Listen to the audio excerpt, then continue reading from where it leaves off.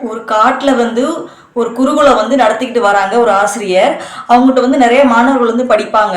வருஷம் வருஷம் அவர் என்ன பண்ணுவார் அப்படின்னா, நல்ல திறமையா உள்ள ஒரு மாணவரை தேர்ந்தெடுத்து அவருக்கு சின்ன சலுகை இல்லைன்னா அரசர்கிட்ட வேலை கூட வாங்கி கொடுப்பாரு. இந்த மாதிரி வருஷம் வருஷம் பண்ணிட்டு வரும்போது இந்த வருஷம் என்ன ஆயிடுச்சு அப்படின்னா, 3 பேர் ஒரே அறிவிலையும் சரி திறமையிலையும் சரி ஒழுக்கம் நடவடிக்கை எல்லாத்துலேயுமே என்ன என்ன பண்ணுறாங்கன்னா 3 பேரும் சேமாக இருக்காங்க. அப்போ அவருக்கு ஒரு குழப்பம் வருது.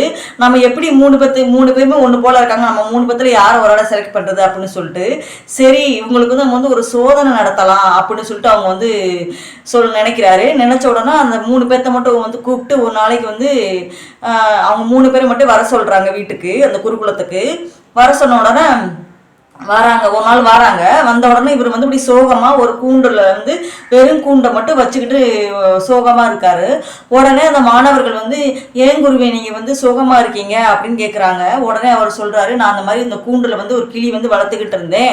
எனக்கு அந்த கிளி ரொம்ப பிடிக்கும்பா. நான் ஆத்து பக்கமா போனேன். இப்படி போகும்போது சரி பறவை கொஞ்சம் ரிலாக்ஸா இதாகட்டும் அப்படின்னு சொல்லி திறந்து விட்டேன். பறந்து போயிருச்சுப்பா. ஆனா எனக்கு அது இப்போ வேணும் அப்படின்னு சொல்லிட்டு சொல்லுவாரு. சொன்ன உடனே அந்த 3 மாணவர்களும், நீங்க கவலைப்படாதீங்க குருவே, நாங்க 3 பேரும் உங்களுக்கு அந்த பறவை நாங்க எப்படினாலும் பிடிச்சு கொடுத்துட்றோம் அப்படின்னு சொல்லுவாங்க.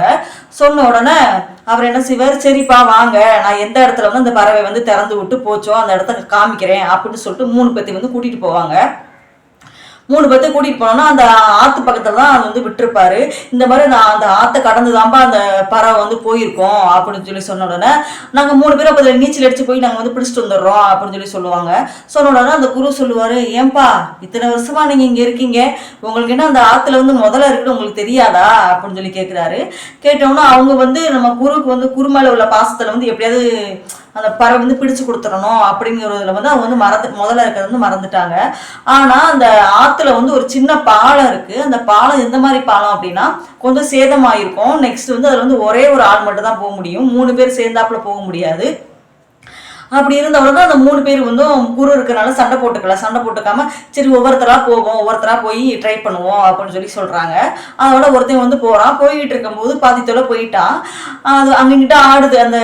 அது ஒரு பலகை ஒரு கயிறு மாதிரி தான் வச்சு கட்டியிருப்பாங்க அந்த பாலம். அப்ப ஆடும்போது ஒரு பாதி வழியில பாத்தீங்கன்னா ஒரு 7 அடிக்கு மேல அந்த பலகையே இல்லை, ஓட்டையா இருக்கும். போகணும் அப்படின்னா அந்த கயிறை பிடிச்சி தொங்கிக்கிட்டு தான் போற மாதிரி இருக்கும். கீழே தண்ணியுமே ரொம்ப அதிகமா வருது.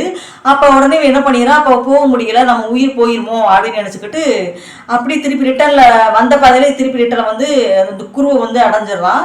அடைஞ்சோன்னா குரு எதுவுமே சொல்லலை. உடனே 2வது ஆளை இப்படி பாக்குறாரு. 2வது ஆளை பார்த்தோம்னா அவனும் கிளம்புறான்.